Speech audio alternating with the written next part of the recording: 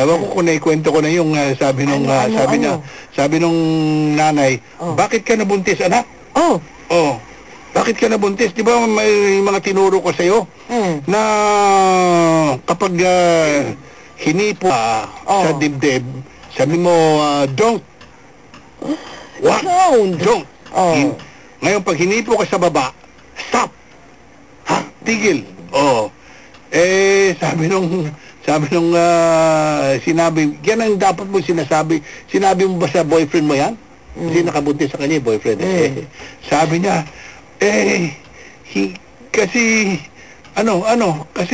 sabay. Sabi, hinipo ako sa dibdib at saka sa baba. Sabi ko, don't stop.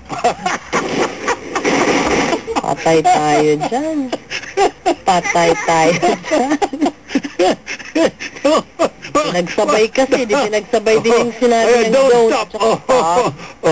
Naman talaga, Don't